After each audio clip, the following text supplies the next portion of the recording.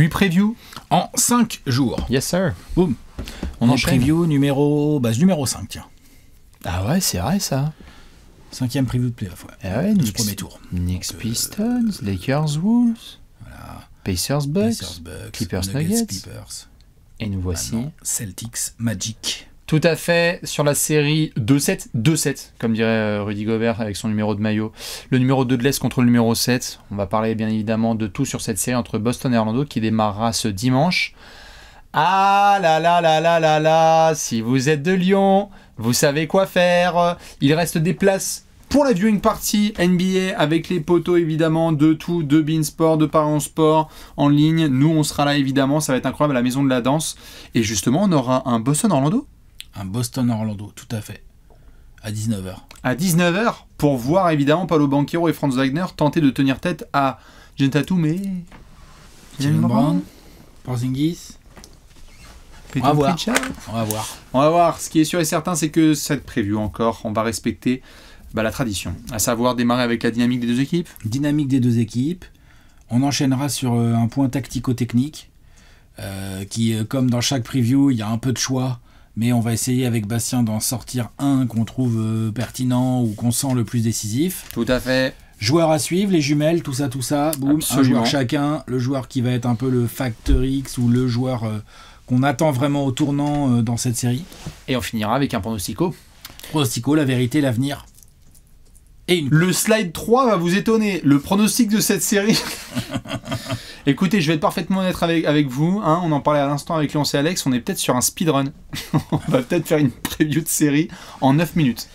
Non, on va pas faire ça. On va pas faire ça parce qu'on respecte Orlando. On respecte le Magic. Mais c'est vrai qu'ils sont au devant. On peut commencer par là. Ils sont au devant d'un gros défi. L'année dernière, Orlando... Pour repartir plus loin de la dynamique.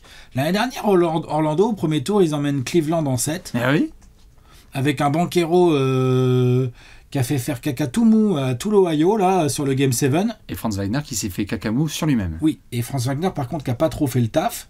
Et là, cette année, le Magic arrive en play-off en 7e position, après avoir battu avoir puni les incroyables Hawks. Je peux te parler de ce match en longueur si tu veux. Ils n'ont pas compris que c'était un match important. Voilà, ils savaient pas. Ils savaient pas. Attends, c'est pas de leur faute, ils savaient pas. Ou alors, comme on dit chez nous... Ah bon, c'est un match qu'on prend la merde. Ou alors, comme on dit chez nous, on a préféré jouer les Cavs. Au premier tour des playoffs plutôt que Celtics. Potentiellement. Non, mais évidemment que non. Les Hawks ont fait n'importe quoi au match de play-in face à Orlando. Très très joli match d'Orlando. Hein. Merci Cole Anthony et Anthony Black. Tout à fait, d'avoir dynamité tout ça. Paolo et Wendell Carter Jr. aussi qui ont fait le boulot. C'était du bon travail de la part du Magic qui, on l'a senti. Ils voulaient. On avait même des gens dans le public qui ont dit We want Boston. C'est ça. Attention, les fans qui ont dit We want Boston par le passé, ça s'est pas généralement très bien passé. Hein. C'est ça. C'est risqué. Surtout ce Boston-là. On va en parler après dans la dynamique. Toujours est-il qu'Orlando termine avec un bilan 50%, 41 victoires, 41 défaites. Bien mid. Dynamique bizarre, puisqu'il y a eu un début de saison, on se disait, et tout, puis après, Banchero s'est blessé. Après, il y a Wagner qui a joué comme un All-Star pendant genre 1 mois, et bim, après, il s'est blessé. Donc, c'est compliqué. Ensuite, ils ont perdu Jalen Suggs, qui faisait une quarantaine de matchs. De fou. De vraiment beau niveau. On était là, genre, what the fuck. All defensive. En plus, le mec, il rentre ses tirs maintenant, c'est quoi ce bazar et tout. Bon, il sera même pas là pour les playoffs. Il va manquer Jalen Suggs et Mo Wagner. Hein. Mo Wagner, c'est énorme. Sur ce premier tour au Magic. C'est énorme. C'est pas des petites absences, ça, pour le Magic. Non, d'ailleurs, ça s'est senti. Depuis le début de ces previews, on a plutôt parlé d'infirmerie, ça va à peu près. Là, malheureusement pour eux, l'infirmerie du Magic, elle est dans la continuité de la régulière. Il y a des mecs importants qui seront pas là. Tout à fait. C'est dur. C'est une vraie plaie pour nos amis, plaie ouverte pour nos amis d'Orlando, qui se retrouvent quand même sans leur meilleur remplaçant, Mo Wagner, qui est un des, comme chaque année, candidats au 6e homme de l'année, de par son impact, ça explose les statistiques. Impact, expérience, dureté. Mo Wagner, il est énorme. Et Jalen Suggs, parce que défensivement et dans le shoot, et dans le rythme qu'il est capable d'imposer, c'est vrai que c'est très très compliqué. Donc tu as l'impression d'avoir une équipe B du Magic. B+, A-, pas au complet. A-, allez. Pas au complet. B+, B tiède. Non, parce que les deux meilleurs joueurs du Magic sont quand même présents. Ouais, tout à fait. Il leur manque un titulaire plus leur meilleur remplaçant. Non, c'est important. Ah, non, mais c'est très important. C'est un B+. C'est des grosses absences. Je suis d'accord. Ça fait combien de temps qu'ils qui sont pas joués en playoff, c'est les deux franchises. Ça fait un bail, mine de rien. Ça Orlando et remonte Boston à Mike Pietrus et Dwight Howard. Ouh là là. Possible.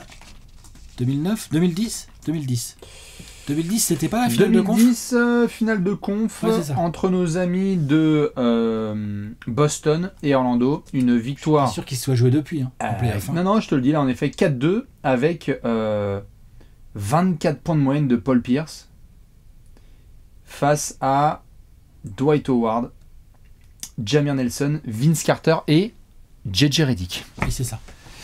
Bon, en tout cas, voilà, c'est pas très intéressant, forcément, c'était juste pour faire un petit point historique. Voilà, le Magic est devant un défi incroyable. Le Magic n'est pas dans une dynamique si bonne.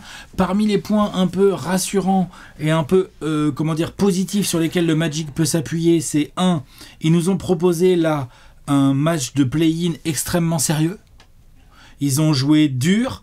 Il y avait une équipe à punir en face, ils l'ont puni. Et avoir une capacité défensive avec, les Celtics ont une grosse attaque et tout, mais là, le Magic a plein de défenseurs longs, polyvalents, capables de switcher, à mettre en face. Quoi. Ils en ont. Donc, tu vois, t'as ça comme base sur laquelle t'appuyer pour espérer résister et faire en sorte qu'il y ait une série. Tout à fait. Impossible de se baser sur les matchs de saison régulière parce que ça n'a été n'importe quoi. Il y avait un match où il n'y avait pas Tatum, il y avait un match où il n'y avait pas ni Wagner ni Wagner. Et ensuite, le dernier match, ça a été Baylor Shireman contre Cole Anthony, donc comme on dit chez nous, le merdico, puisque c'était la dernière semaine de saison régulière, donc Orlando-Boston en 100 quarts. Mais c'est vrai que le Magic, on en a parlé dans la vidéo des déceptions, top 10, attaque désastreuse. C'est moche. Ça continue, le sujet à Orlando, là, même si on a des progrès de la part de Paolo Banchero et qu'il y a certains garçons qui peuvent aider, on continue toujours à dire « Ah vas-y, t'es ouvert ? Bah attends, je vais fumer une clope, tiens, rajouter à 3 points, tiens. » Ça reste encore, en 2025, une option de dire aux joueurs du Magic « Vas-y, shoot. Si tu veux me sanctionner, bah par exemple, là, ce qui s'est passé contre Atlanta. Vous vous êtes fait punir par Cole Anthony et Anthony Black, ça arrive. Le plus probable, c'est qu'ils font plutôt des briques qu'autre chose. C'est que c'est compliqué pour des snipers de pouvoir vraiment compter sur Jonathan Isaac, qui d'ailleurs joue beaucoup au basketball, Jonathan Isaac, cette saison, ça fait plaisir. Orlando, veut essayer de chatouiller Boston, mais t'as même pas ton effectif au complet. J'aurais vraiment kiffé qu'il y ait Jalen Suggs et Mo Wagner. Par contre, c'est pas comme si tout allait bien à Boston au niveau infirmerie. Bah, c'est surtout le cas de Jalen Brown. C'est un sacré cas. Bien sûr. C'est le genou, si j'ai bien suivi. Hein. Injection, on n'est pas sûr. Je serais même pas du tout surpris que Boston se sente quand même... Ils sont favoris, hein, on va pas se mentir. On va vous faire la preview en bonne et due forme, avec des points tacticaux, des joueurs à suivre et compagnie, mais ils sont archi favoris. Je serais pas surpris, moi, côté Boston. Si t'as des doutes, tu dis, tu sais quoi, Jalen, le match 1, déjà, tu vas pas le jouer. On va voir ce qui se passe. Il y a un scénario de traitement à la Porzingis derrière. On va voir ce qui se passe, et on va voir comment ça se goupille, on va voir jusqu'à quel point Orlando nous fait chier, comment ils nous font chier, comment ils défendent et tout, mais on va voir, mais tu vois, genre... C'est possible, tout à fait. Il est pas en forme, là, le Jalen. Tout à fait, c'est possible qu'il fasse du Porzingis treatment, c'est-à-dire l'année dernière, ils ont fait... Bon, si on a besoin de toi, on te tient au jus. On t'appelle. Hein. Voilà, on se retrouve vers fin mai, là, début juin, là, vas-y. Regarde au premier rang, là, mets-toi en jogging. C'est fou. C'est le côté, pour en venir à la dynamique de Boston, qui a une dynamique absolument fabuleuse sur cette fin de saison. Voilà, mon ami. Qui est, à mon sens, la meilleure équipe de la fin de saison avec les Clippers. C'est ça. Même le Thunder, énorme, le Thunder, attention, énorme, mais le Thunder... ils n'ont pas aussi bien fini que ça. Hein. C'est ça. Et c'est leur saison dans la globalité qui est monstrueuse. Les 20 derniers matchs, les Celtics, c'est un truc de fou. C'est un truc de fou. La dynamique est énorme. Ça finit deuxième meilleur rating offensif et cinquième rating défensif. Et tu as cette sensation qu'ils ont de la marge. Tout à fait. Voilà. Donc forcément, c'est pas des bonnes nouvelles pour le Magic. Surtout si tu as un mec hyper important comme Jalen Brown qui n'est donc pas prêt, pas à 100% avec des soucis de genoux et que les Boston se dit franchement, on va s'organiser de telle ou telle manière, mais on peut jouer le Magic d'une autre manière en faisant se reposer Jalen Brown. Donc dynamique incroyable pour les Celtics. On a eu, pendant un moment dans la saison, on avait l'impression ils trouvaient pas leur rythme, ils avaient du mal à... typiquement le truc des équipes trop fortes. C'est-à-dire qu'on est là, nous les observateurs, quand même, et tout, ils jouent pas à fond, oh là là, puis ils ont pas de candidat MVP, et puis t'as tout ceci, et puis ceci, cela, et puis Porzingis, c'est ce qui va pas se blesser. 61 victoires à la fin. Oui. Merci, au revoir. Donc, c'est-à-dire que sans donner l'impression de forcer, cette équipe gagne 60 matchs de saison régulière, elle est championne en titre. Voilà. Ils arrivent en favoris de l'Est. Oui, avec, et c'est normal. Et tout à fait, c'est normal. Et avec deux éléments, notamment phares, il y en a plein qui expliquent une saison comme ça, notamment une défense qui, elle, n'a pas baissé de rythme, tu en parlais là, top 5, hein, toujours défense de la NBA Boston, dans tous les registres avancés statistiques, lancer franc autorisé, tir à 2 points, pourcentage à 3 points autorisé à l'adversaire, ils sont absolument élites. Et en plus de ça, tu es devenu l'équipe qui a rentré le plus de tirs à 3 points sur une saison régulière. Ils ont tapé les Warriors de 2022, ils ont tapé les Celtics, eux, par le passé. Ça, c'est rentré, tout le monde a pris. Tout le monde a pris des 3 points dans la gueule, mais à tour de White a mis 265 3 points. Il n'y a pas si longtemps que ça, on appelait ça une Real N. Pritchard en a mis 255 et Tatum en a mis 250. Ils ont 3 joueurs à plus de 253 points rentrés. C'est ça. White, Pritchard et Tatum. Et ils ont 5 autres joueurs qui en ont mis entre 100 et 170. En gros, 2 par match. Donc t'en prends entre 2 et 5 dans la gueule. C'est des malades mentales. Les Celtics ont rentré 18 tirs à 3 points de moyenne tous les soirs.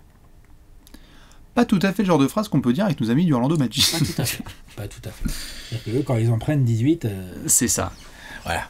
Bref. Ils en ont tenté, je crois, une fois 18. Non, mais ouais. Voilà. Compliqué pour le Magic. Dynamique en tout cas. Les dynamiques sont pas les mêmes. T'as une équipe très favorite de cette série qui arrive dans une très grosse dynamique, mais qui a son deuxième ou co-leader, vous appelez ça comme vous voulez, joueur qui est blessé, Jaylen Brown. Oui. Il est blessé, on va voir. Et tu as une équipe, le Magic, qui est loin d'être favorite et qui, en plus, à laquelle il manque 2 joueurs importants.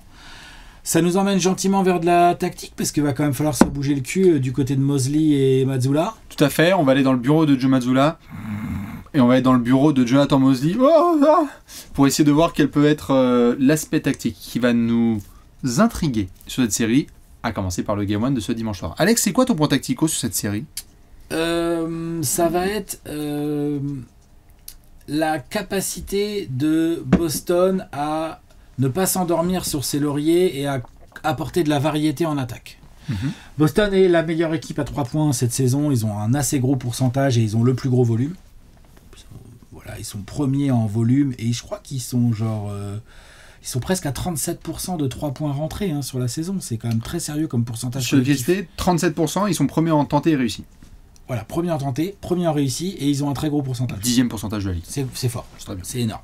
En face, ils ont une équipe qui a le 2e meilleur rating défensif de la ligue, clairement, qui est capable de beaucoup switcher, qui a beaucoup de joueurs polyvalents, qui a une vraie mentalité défensive, avec pas mal de joueurs qui lâchent pas, avec pas mal de joueurs athlétiques, des joueurs jeunes, physiques, qui y vont et tout, même les remplaçants, même là il te manque des joueurs, mais quand tu vas les puiser sur le banc et que tu vas faire rentrer des Isaac, des Goga Bitadze, des gars comme ça va se battre, tu vois, ça va se donner et tout. Aussi bizarre que ça puisse paraître, là j'ai une petite note, donc sur les adversaires du Magic, le Magic laisse 36,5% à 3 points à ses adversaires en saison régulière. C'est trop. En revanche, ils font partie des équipes, c'est même l'équipe qui laisse le moins de tirs à 3 points. C'est-à-dire que contre le Magic, aussi bizarre que ça puisse paraître, en gros, c'est une défense assez tactique qui va... On l'a vu d'ailleurs, là, rien qu'au match de play-in contre les Hawks. Bon, les Hawks, évidemment, les mecs shootent moins bien que moi, donc forcément, ça pouvait pas bien se passer sur ce match. Sur ce match, tu vois, genre, c'est vrai ou pas ? Sur ce match. Et ils étaient ouverts. Parce que parfois, quand nous ça rentre, ça chauffe. Non, mais ils étaient ouverts. Sur ce match, c'était de la daube. Ça a été de la daube. Ah, c'était de la daube. Mais on a bien vu. En gros, le Magic est capable de bien travailler autour du périmètre de la ligne à 3 points pour vraiment bien contester, voire empêcher certains tirs. En revanche, ils font parfois des choix qui ne sont pas payants, ou ils ont tendance parfois à trop blinder la raquette et donc à se faire bombarder à 3 points. Et s'ils laissent autant de 3 points aux Celtics qu'ils en ont laissé aux Hawks au moment du play-in, je pense que ça va être plus compliqué.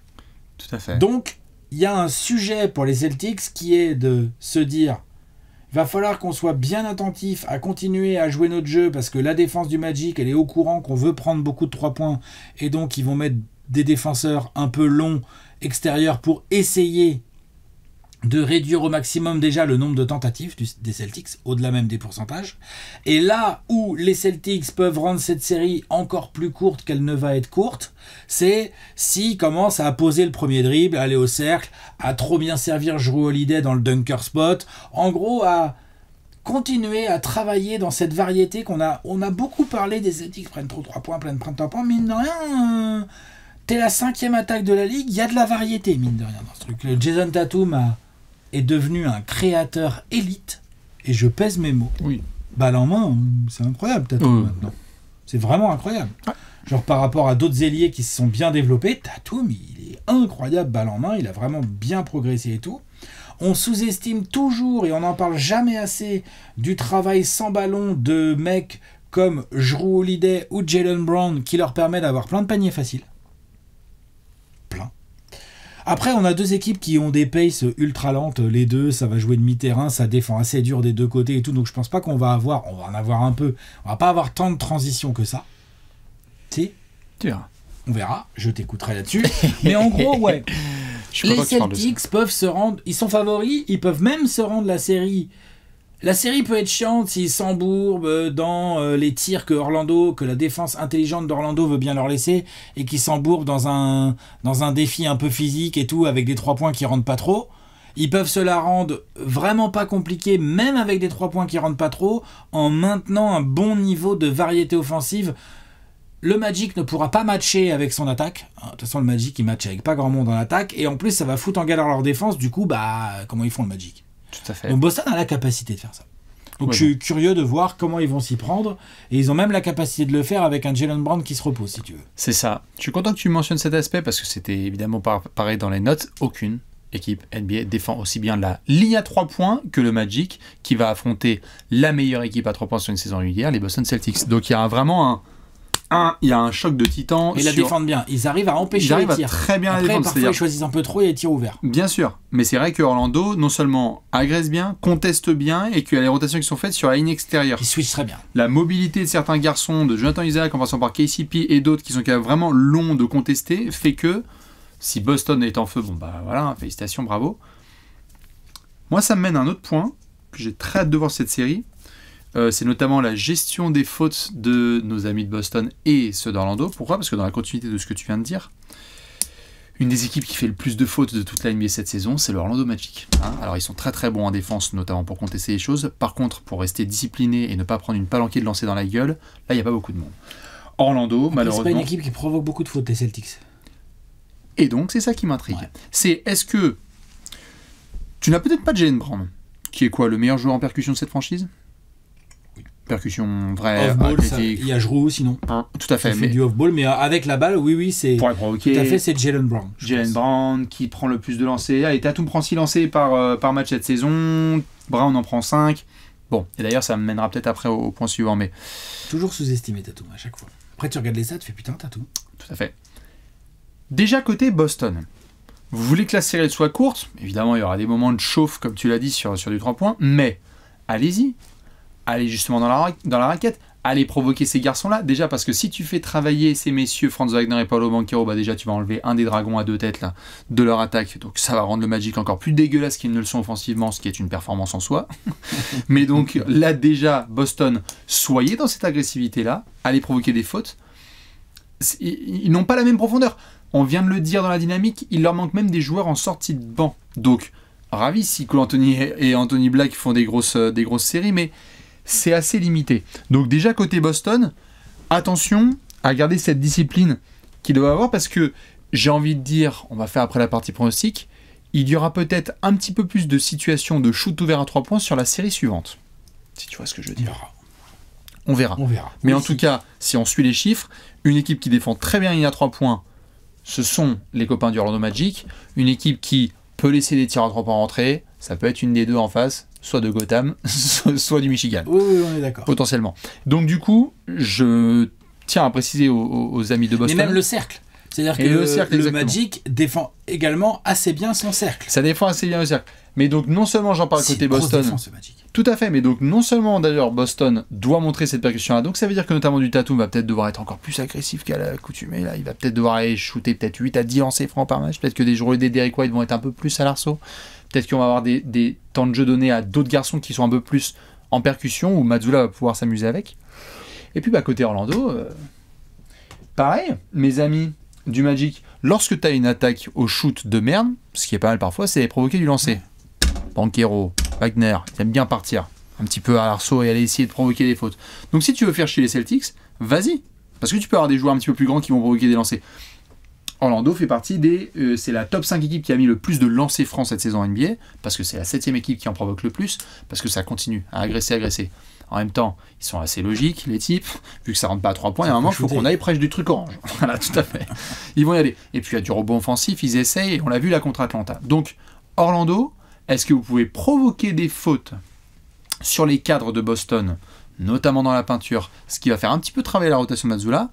Et Boston, au-delà de juste artiller, est-ce que vous pouvez garder ces munitions-là pour le tour suivant? Parce qu'il va falloir provoquer le secteur forward de nos amis du Magic qui ne pourront pas tenir la série si Boston décide de varier, comme tu l'as bien dit, offensivement son jeu. Voilà. Et après, bon, je pensais que Bastien allait prendre ça, mais il y a aussi le point tactico très important de...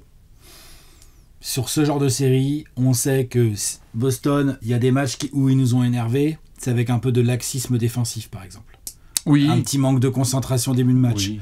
On sait, vu la force de scoring de Boston, que les matchs où ils vont démarrer le match bien focus, bien concentrés, en défense, avec la pauvreté quand même de l'attaque d'Orlando, tu peux très très vite avoir un petit blitz. Orlando, remonter des blitz, c'est compliqué pour eux. C'est pas qu'ils peuvent pas, mais... Trop dur, exactement. Donc le sérieux défensif de Boston sera surveillé également. Tout à fait. Et dites-nous quel est votre point tactico-technique. On va sortir les jumelles. Ouais, joueur à suivre. Et c'est l'heure de regarder le joueur à suivre. Il y a du gros joueur à suivre sur cette série. Mon cher Alex, quel est le joueur que tu vas suivre de très très près sur cette série entre Boston et Orlando? J'ai hésité entre 2 joueurs du Magic, les 2 stars, ou Wagner ou Banchero. Je vais prendre Banchero, tiens. Je t'en prie. Banchero, tout début, 5-6 matchs de début de saison régulière de fou furieux. L'autre, il arrive, on fait attends. Quoi? C'est vrai, c'est Paolo LeBron James? C'est comment cette affaire? Il a mis 50 contre Indiana. Ouais, puis il y avait de la passe d'aise, beaucoup de rebonds, de l'intelligence dans les tirs, enfin c'était n'importe quoi l'affaire. Puis là, il s'est blessé au machin, là, au triangle, là. Enfin non, pas les triangles, les trucs là, ça là, c'est comment ça? Les obliques. Les obliques. Voilà. Les obliques triangulaires. Bah que ouais, voilà, c'est ça. Il s'est blessé, ça a duré 6-8 semaines, parce que c'est une blessure chiante à refaire. Ouais, ça pour t'en remettre, c'est violent. Et en plus, on a bien vu derrière qu'il a eu du mal. Il est revenu, mais il a eu du mal à retrouver de la régularité. Il y a eu des perfs en dents de scie, de temps en temps. On était là genre, ah putain, 34-8-6, super, et tout, incroyable. Puis après, le match d'après, c'est... il a mis 18 points. En plus, il a pris 18 tirs, en fait, pour mettre 18 points. Enfin, tu vois, genre, bof. Donc ça, il a eu beaucoup de mal à revenir. Ça va un petit peu mieux au fur et à mesure de la saison, là, en 2025. Sauf que là, tu joues les Celtics. Il n'y a pas de marge. C'est-à-dire que Paolo Banchero, es-tu vraiment un joueur qui peut devenir le franchise player du Magic, un All-Star attitré, qui a les épaules? Là, c'est typiquement le genre de série où il peut le montrer.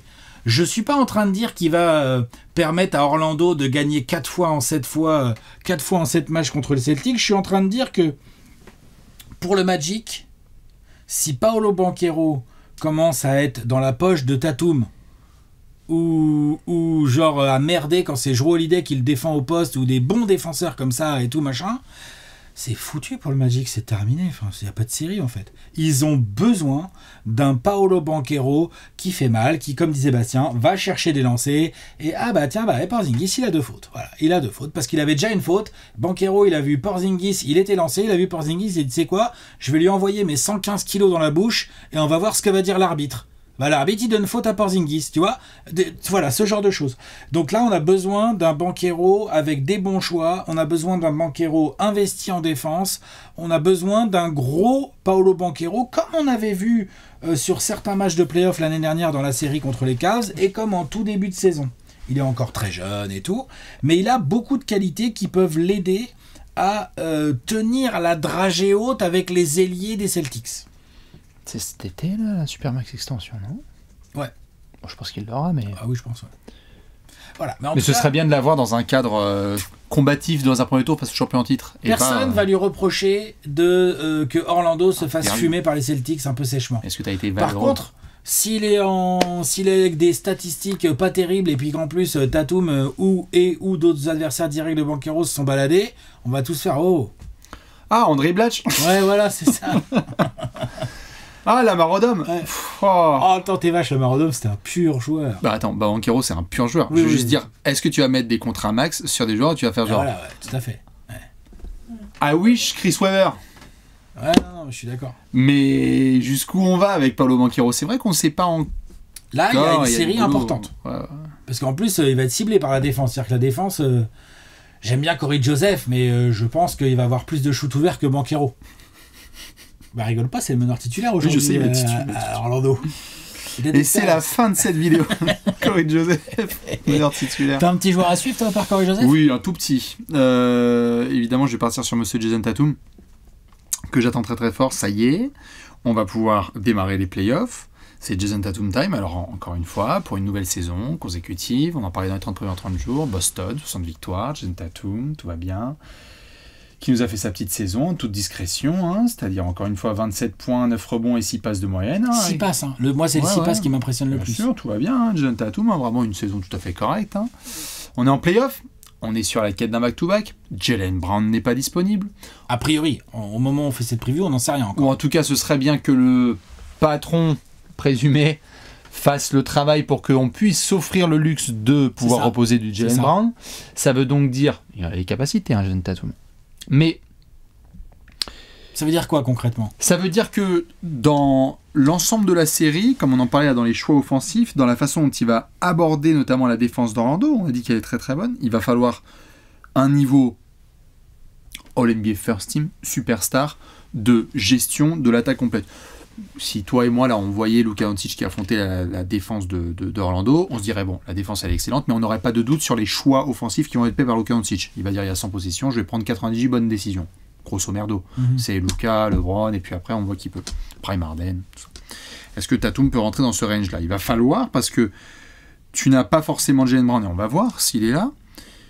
Il faut aussi comprendre que un Tatum qui chauffe tout de suite, très tôt, ça te pose les bases. Parce que oui, je peux pas m'empêcher, désolé fans d'Orlando, mais d'avoir mes yeux rivés sur le round suivant, qui va être cette série, soit contre les Pistons, soit contre les Knicks.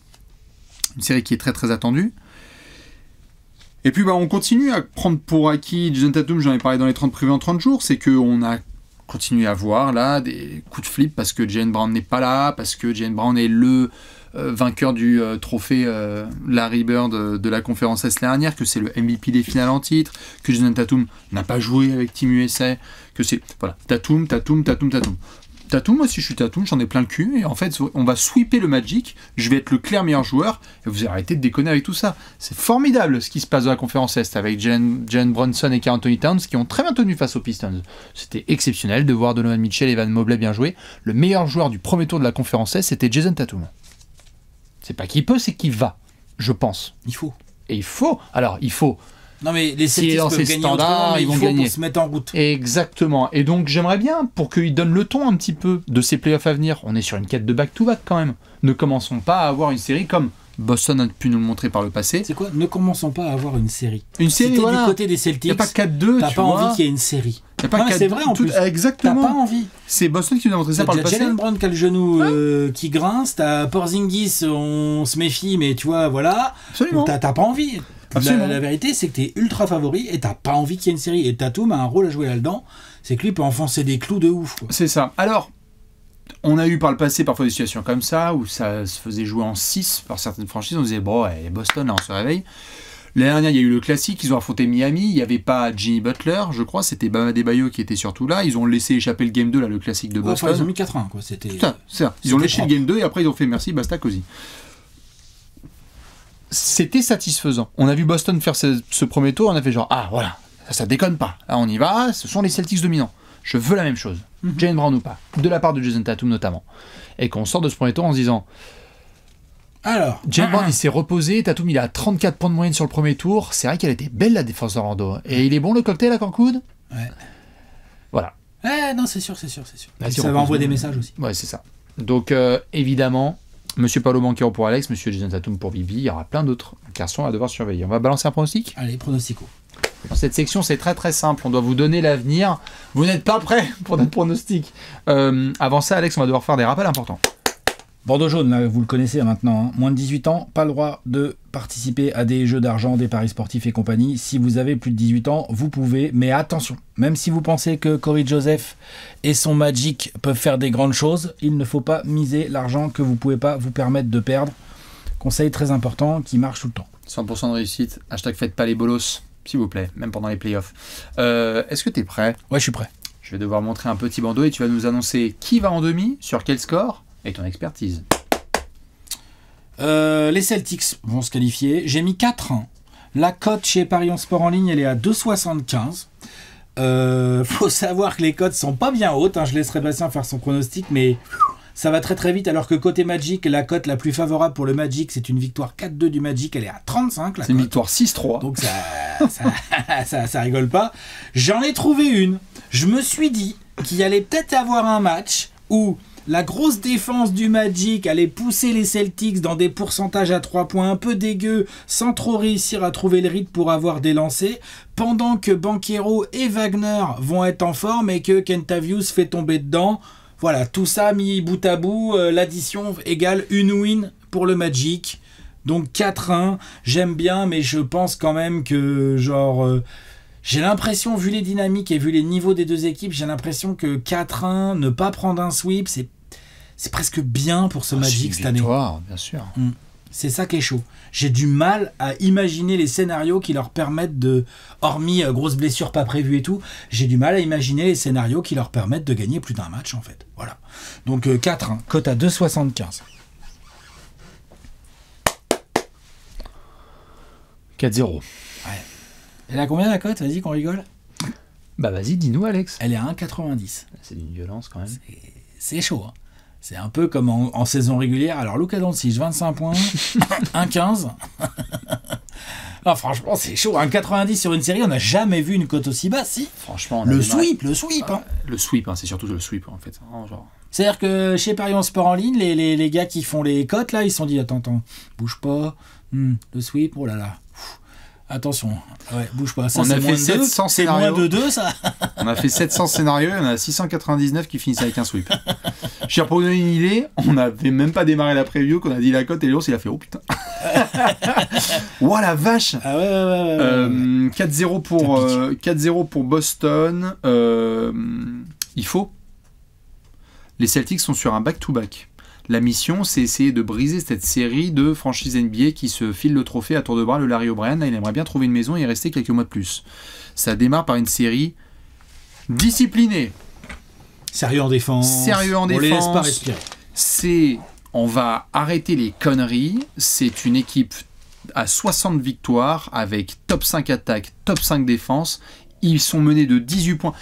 Boston est mené de 18 points dans un match, ça peut être réglé en 4 minutes 30. Oui, et en face, ils vont se battre, ils vont jouer dur, mais tu sais quoi, voilà. Merci, tu te prends un run de la part de Boston et basta. Boston peut aussi jouer un petit peu avec sa nourriture et trop pull-up à 3 points, et vu que ça déforme bien sur la ligne extérieure, en effet, en avoir un qui gagne dans le scénario d'Alexinator. Et donc peut-être que Orlando remportera ce match. Mes fans de Boston, là, vous le savez, le classique, c'est le Game 2. Ça se trouve, Orlando va remporter le Game 2, on va être là genre, un partout, on va faire un apéro, là, le mardi. On va voir, attention, les Celtics sans Jalen Brown. Suspense. Tout à fait. Il faut que Boston tape fort d'entrée. Alors, juste avec une option, s'il vous plaît, dimanche, match serré. Non, vraiment un truc, tu vois, bien. Là, le dimanche, match serré. Dimanche, match serré. Le premier match, la on série. se retrouve à Lyon, tac, genre overtime. Plus 15 Magic à la mi-temps, quoi. Ouais, voilà. Ça, c'est bien. Et comeback. Ouais. Wow. Ça, Peyton Pritchard time. Je pense que vraiment, ils ont tout. Ils ont l'expérience, ils ont le coaching, ils ont la capacité à pouvoir shut down les deux meilleurs joueurs du Magic. Bravo Orlando d'avoir battu Atlanta, mais quelque part, t'as chopé le ticket. C'est les Celtics au premier round, quoi. Donc c'est 4-0. S'il y a 4-1, bravo. Vous pouvez accrocher une bannière, ça ira bien à côté du maillot du Shaq. Ouais. Et de Dwight, non? C'est ça qu'ils ont retiré maintenant? Shaq et Dwight? Shaq et Dwight? Ok. Je crois ça y est, là, ils se sont sortis les doigts du cul, le Magic, ils ont... Peut-être sortir le maillot de Shaq, moi, pour l'occasion. Retired numbers. Bon, ils ont Bill Russell, comme tout le monde, le 6. Et ils ont le 6e homme, 6. Et le Shaq, 32. Et je crois que Dwight, c'était récemment... Bon, bref. Ok. Voilà, bref. Allez, Boston 4-0. Donc série, c'est pas la plus serrée des séries sur le papier. Non.